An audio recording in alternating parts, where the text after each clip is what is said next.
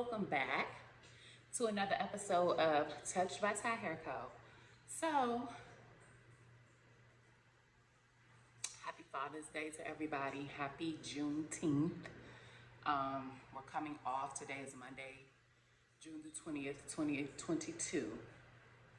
And I have been consistent, okay? If you're following me here, then you know lately I've been, hold on y'all, this is my son, hold on. My oldest son is a special person. Why do kids do that? When you tell them to do something, they call you with an excuse about why they wasn't able to do it. That's another conversation for another day, okay? We're not gonna get into it today, but he just slightly pissed me off. Moving right along. Last week, I went live on my Facebook, and I wanted to just address a few things that, you know, people have been asking me my opinion on this whole licensed versus unlicensed stylist, new stylist rules, new stylist apps. How do I feel about it? How am I operating in my business? So I'm gonna clean out my makeup kit today. So I just wanted to kill two birds in one stone. And I wanted to talk about this because I feel like it needs to be, well, people have been asking me my opinion. So here it is. Let's get into licensed versus unlicensed stylists. My take on stylists being out here doing hair and they are not licensed. I have a very unique, I think, position on this because I was once a unlicensed stylist that was doing hair. I made the decision upon my retirement to go and get the education because of my old school upbringing in hair. Thanks to my great grandmother. I feel like now, disclaimer, this is just my personal opinion. This isn't law, this isn't right, this isn't wrong, this is just my personal opinion, okay? I feel like you need to be licensed, okay? There is a lot of knowledge and information that you need to know before you do somebody's hair. The caveat to that, okay, is if I'm not licensed and I do your hair and people are willing to come to me and pay me, then I'm gonna do their hair, all right? So, there you go. Now, as a consumer, I think you do have the right to know whether or not your beautician is credentialed, okay? Credentialed means that they've been through school for whatever the state law is that you're in, that they've completed those amount of hours at minimum, okay? Now, being credentialed is one thing. Being licensed is something totally different. I complete, I'm well over 1,000 hours for the state of Texas. However, I'll be withdrawing from my cosmetology program at the end of the month, okay? So I will be credentialed, okay? I would have fulfilled the state law requirements for the state of Texas to then go before the state board and present my level of knowledge and my skill set, okay? So how cosmetology programs work is you go through a cosmetology program and you receive a certificate of completion. That means that you have the level of knowledge and you have received what is required by the state to now go and present yourself before the board, okay? Whatever your state, whatever state you're in. So once you receive your certificate, once you have completed the amount of hours required for the state, whether that's it. Once you complete the amount of hours required for the state, you then go take what is called your written exam. You pass your written, that's your level of knowledge exam, and then you take a practical. A practical is hands-on. And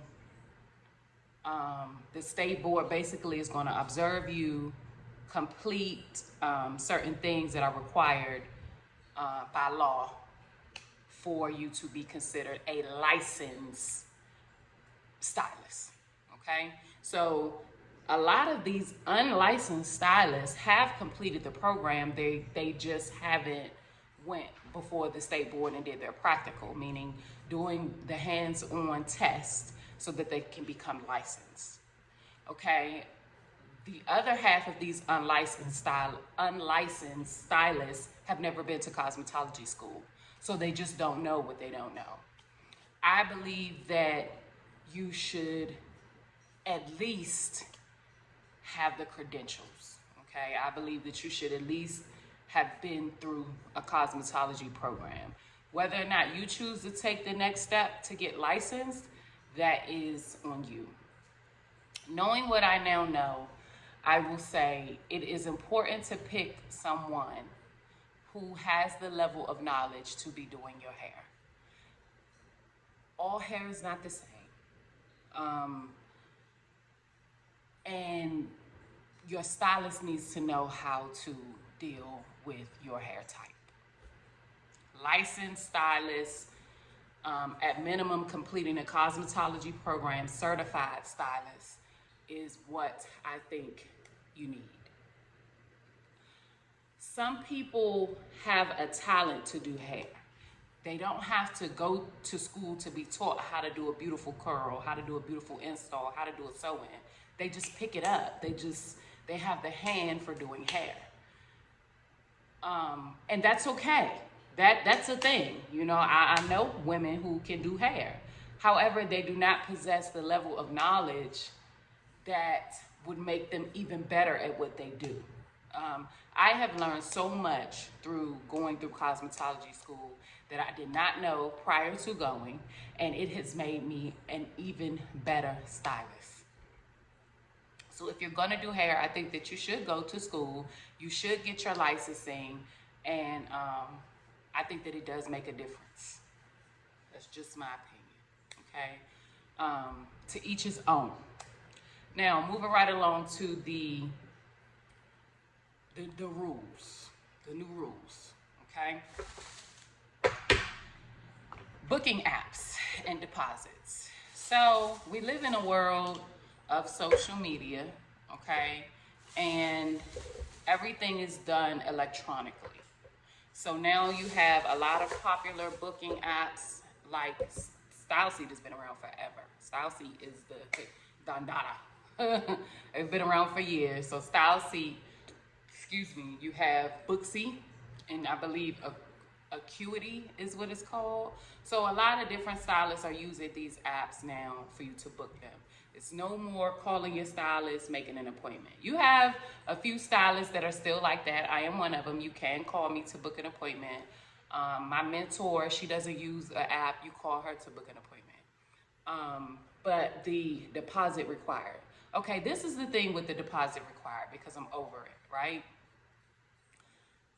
You make an appointment with your stylist. They block you off. You don't show. You cancel at the last minute. Something happens. You can't come.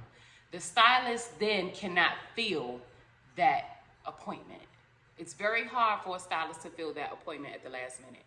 We don't just have people knocking down our door. Some stylists don't have people knocking down our doors just to get an appointment, and we book weeks out, okay? We book weeks in advance because we have lives too. Our lives do not revolve around our clients. We don't sit and wait for you guys to call us. That's not how it works. I'm sorry. Yes, this is a service. Yes, we provide a service, but we're human and we have lives too. So we try to do things in a timely, okay, and professional manner so that we are able to take care of you and the rest of the people who we provide a service to. I am with deposits all the way down, 110%. If you're not able to come and you don't cancel your appointment within a feasible amount of time that stylist feels is necessary, then the stylist shouldn't be out of money. We lose money when you guys do not show up for appointments. So I totally agree with the deposit rule. I don't, depending on the service, some people charge, people charge what they charge. I don't get into what anyone charges. My deposits vary on services rendered. So if you're trying to get a taping service and you want, 400 grams of, you want a very full taping extension service, and you want 400 grams, I have to order your hair. I have to prep for that service for you, right? So you do your consultation, you come in. At your consultation, you got to pay for your hair. You got to pay for your hair at the time of your consultation. If you don't want to, and that's your deposit, you're paying for your hair, because if I go and I pay for that hair and we schedule your appointment and I don't get a deposit from you and you never come, now I have tape-ins that may have been custom colored or anything for you, and you don't come and get the service. What am I going to do? I have taken a loss. So this year I will be having hair on hand. Okay, I'm moving up in the world. I will be having bundles, extensions, I-tip, K-tip, and taping extensions on hand along with my wigs. Okay, and you'll be able to come in and purchase right there. However, if I don't have it on hand, you have to pay for it. I don't feel like the stylist should foot the bill for a service that you want. Same thing with color services, highlights, custom colors. These things cost money. They require product. If the stylist doesn't already have that product, you want a certain thing and it's customizable, so the stylist has to go and get these things, you should pay for that. Like, it's for you. You should have to pay a deposit so that stylist is able to secure what needs to be secured so that they can provide the proper service. I agree with the deposit. I feel like you should have to pay a deposit. I feel like every stylist should have that rule intact. I have that rule intact. I'm gonna be honest, I don't live by it, right? Because I'm very new, I'm in a new area, I'm gaining new clientele. I will say I have had a few people, I have taken some losses. Okay, I have had people book service, highlighted service, extension service. I go and get what needs to be the necessary mise en place, the products that are needed to complete the service, and they don't come. And I've taken a loss. So lesson learned for me. Moving forward, I've learned my lesson. I've taken quite a few losses this year. And so you have to, and I only require on 80% of my services, my deposit is $20. So on most of my services outside of extensions, it's a $20 deposit. Makeup included. So yeah, I agree with the whole deposit. Moving right along. The tardiness policies or the late policies. Policies period, just policies in general for clients. Policy/waivers, let's say that. A lot of clients come in, they do their consultation, you book the client, everything is ready, and maybe between your consultation time and your appointment time, you have done something to the hair, or the client has went and tried to do something on their own to the hair, or they're just not truthful in the consultation about what has been done to the hair. You start the process, whatever that may be, i.e. color, highlights, extensions, and now you're getting something funky that's showing up, right? Whether that be color not taken, not lifting, hair breakage, spots throughout the head, anything, right? And they didn't share this with you. Now, once you touch that client's hair, you're responsible. You're responsible as a stylist. So some people get mad, or potential clients get mad when you turn them away, right?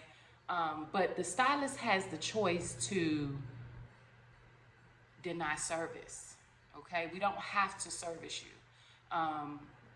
If you're not being honest about something that is going on with your hair and the stylist can see that you're not being honest about something because we've been properly educated and we know what certain things look like and we know what to look for, and we know that you're telling us a bald-faced lie, 9 times out of 10, we're going to deny the service, okay? Because you're not being honest and we can see that you're not being honest. When you come to someone to receive a service from them, you have to understand that they are the subject matter expert.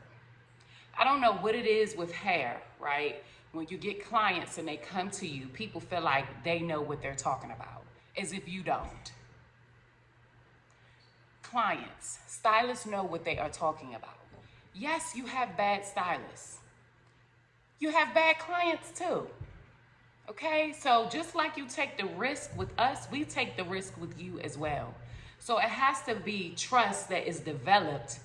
Okay, you have to allow your stylist to, or at least give them the opportunity to figure out what is going on, and you as the client have to be honest about what is going on. I don't know why people lie. I have seen it 1,000 times, but the service is always going to tell on you. So I've come as a new stylist in the industry to learn that if I go with my gut, if you tell me that your hair hasn't been colored in 2 years and I see your hair going from brown to black to green, I'm going to deny you the service. I'm not going to do it because you're already being dishonest with me. Because the change in your hair color is telling me that your hair has been colored. I don't need to even go any further with you. So I think that clients have to be more honest with the stylist so that we can provide you the service at 100%. Because what happens is if you're not honest, the stylist proceeds with the service and you don't get the results in which you want because the stylist based the outcome off of what you said, but what you said wasn't the truth. Now we run into an issue, which brings me to waivers. Waivers and release forms. This is something new that I have decided to do with my hair company effective immediately last week. When you come to TouchedByTyHairCo and you receive any type of chemical, color, or extension service, you have to sign a waiver and release form, a waiver consent release form. I'm going to insert what those look like right here. Okay, you have to sign these in order for me to service you. Period, point blank. No questions asked. I have been blessed not to have a major issue, but what we have to understand as stylists, once we touch that client's hair, whether or not they told us the truth, we become responsible. We really, really do. And if you don't have something in place to protect you, you can find yourself in a very icky situation. So to all my new stylists out there, some mistakes don't have to be made. I've worked so hard for my brand, for TouchedByTy. Like this is my brand. This is my third gift from God. My children are my first two. And I'd be damned. I'd be damned if everything I work for, I'm gonna let somebody come in and just play with me. Like, no. So as I grow in business, I am learning so much, and I am learning just how important contracts, waivers, release forms, those type of things are. So make sure you protect yourself because you don't want to be in a icky situation. You just don't. Washing hair. Okay, this is the last subject I'm going to talk about. And then I'm going to get into cleaning my kid. And I'm going to let you guys go. But the washing hair, okay? Again, this goes back to the first subject that I talk about, being licensed and unlicensed. People are only going to do what you allow them to. So we have a lot of stylists now. At one point, nobody was washing hair. I'm going to just be honest. I was looking, at the time when I was looking for a stylist, nobody was washing hair, you know, and you had to come shampoo and blow dried, and if you wanted your hair washed, you had to pay extra for it, whether the stylist was licensed or not. So what I'm starting to see is, I think that consumers have gotten over it and have made such a fit about it that stylists are kind of coming back into the washing the hair. Now you kind of stand out if you wash hair. It's kind of a big deal if you wash hair.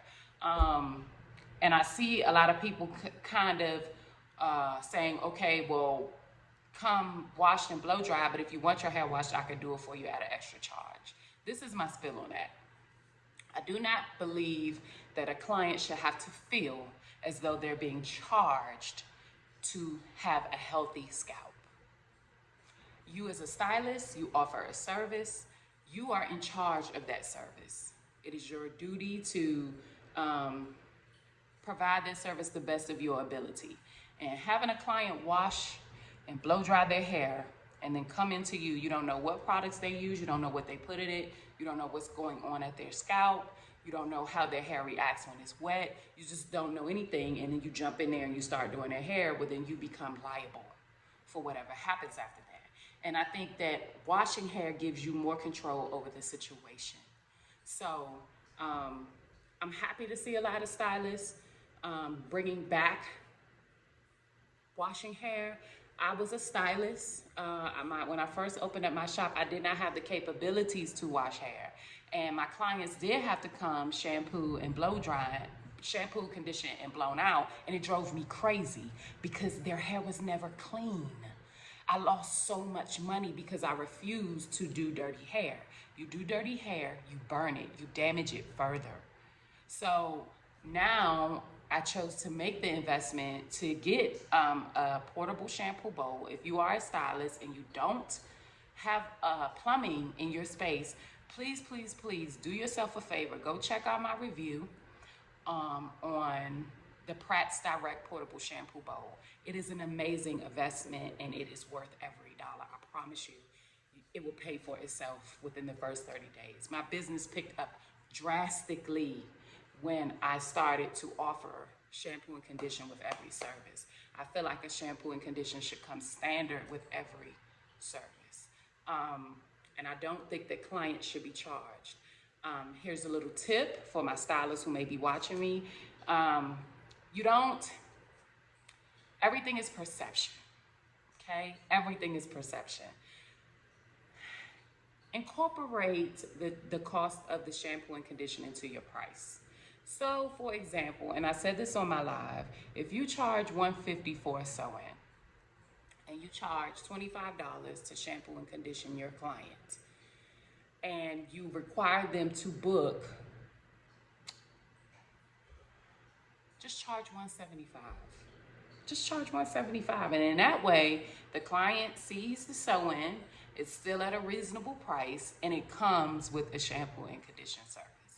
All right, I just feel like it's not what we do, it's kind of how we do it. Telling someone that they have to pay extra for something that they should be receiving is a little weird. Do you pay for your shampoo and condition in my service? Absolutely, I just incorporate that into the price bracket. Everything I'm not gonna do your hair unless I shampoo it. So in my product costs, I filtered that into my pricing. Right? It's just, it comes with the pricing. It's a part of the pricing. Your shampoo and condition, it is included. I filtered that in to the cost of each of my services. Here at TouchedByTyHairCo, you don't want your hair washed, you can't get it done. I need to know what's going on at your scalp.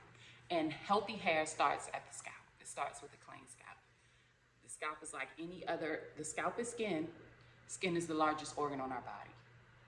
It needs to be cleaned.